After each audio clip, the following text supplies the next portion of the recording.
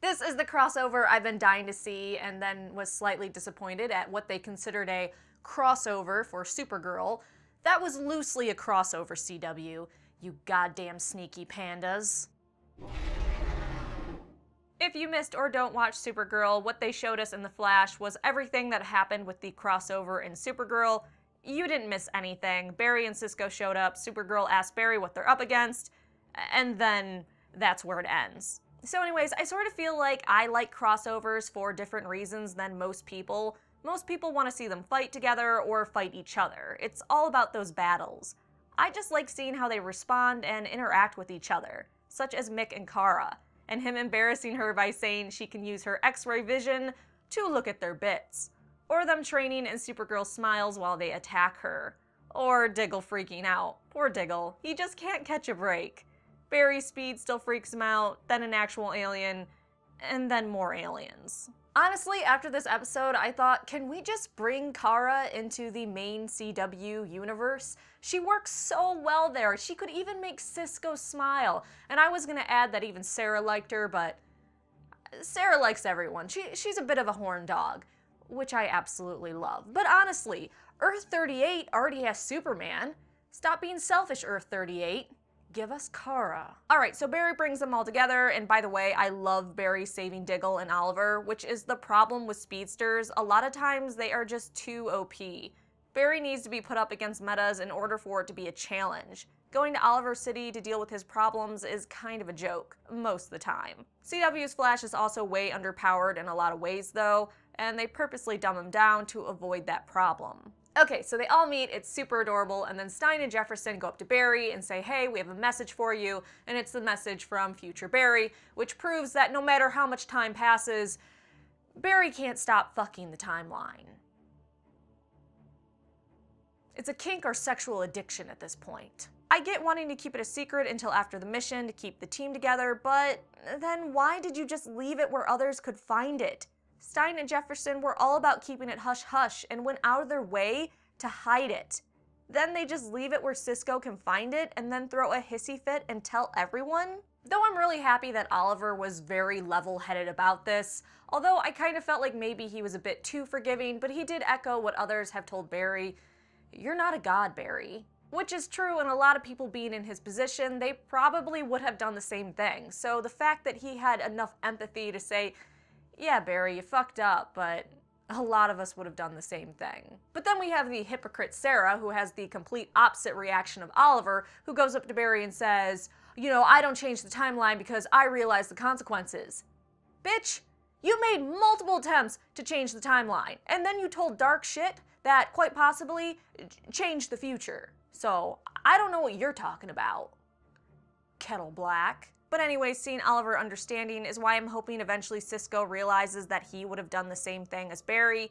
He watched his parents die. He was hurting. Give him some slack. But while I think Cisco is kind of being an over-the-top dick right now, I understand where he's coming from, and I like his approach of not wanting to keep secrets, even if he's doing it in a super dick way. Secrets drive the plot in certain directions quite a bit, but dear God do they suck and always just cause so much drama, which is what the CW thrives on, but still. What an asshole move, by the way, trying to get Oliver to lead instead of Barry. But I guess if you don't trust him anymore, why would you want him to lead? A big part of me hopes this is just Cisco getting out his anger over Barry changing the timeline and his brother dying. Once he gets it out of his system, he can go back to being super happy Cisco. However, then there's the other part of me. The part that hopes this is the fall of Cisco. Barry's actions taking away Cisco's brother just eats and eats at him. He watches his team constantly keep secrets and lie to each other, and finally, he's done.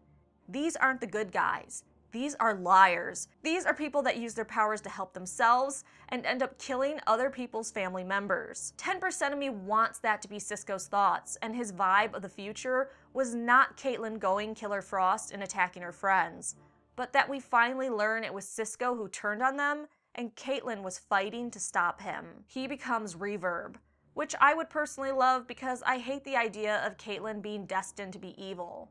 Like Stein said, it's not a death sentence, and I want that to be true. Speaking of people in powers, I'm starting to get really sick of how they're holding Wally back. I get it, you love him, you want him to be safe, but Barry's going out there, and you've seen how headstrong Wally is. He was willing to walk out into traffic and possibly get hit by a vehicle to get his powers. So you're holding him back, and they have to realize eventually it's going to cause him to either break away from them and train in secret, which is what he's doing with HR, and speculate on why HR agreed to that. It's more than, oh, I see your potential bullshit. There's more to it than that.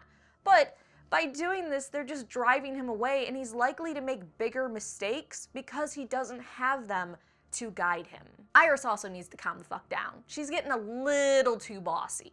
Okay, so we get to the end and all the fighting heroes are mind-controlled except for Barry and Oliver, and Barry further proved why speedsters can be completely OP. You have all these people coming at you, attacking you, and you are just racing around. Though I'm not really sure why at the end, when Oliver was cornered by 3 of them, Diggle just didn't shoot him in the head. Why did you have to fight one-on-one? Why? Don't fight one-on-one. You just wanted him dead. You were mind-controlled.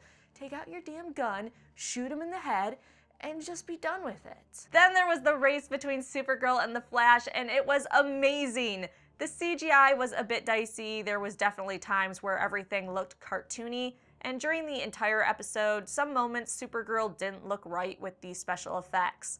But that race made it all right in my head, especially when Barry dodged the heat vision and was like, nope, nope, nope, and the phasing was equally awesome.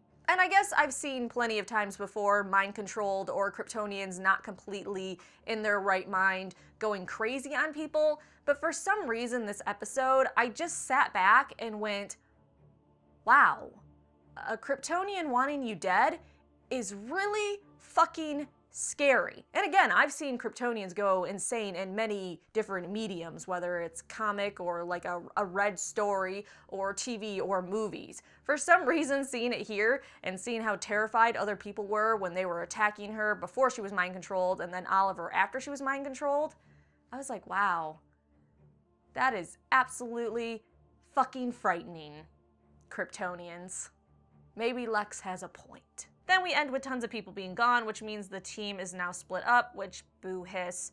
I don't watch Arrow anymore, so hopefully I can watch it and not be super out of the loop. Alright, so those are my thoughts on this episode of the crossover. I'm so excited for the last 2 episodes, and I really wish this could last longer. So tell me, what did you think about this episode? And then I did a Supergirl review, so you can tell me what you thought about the crossover on that episode review. Besides that, please like this video, subscribe, and come back for more sci-fi fantasy videos every week.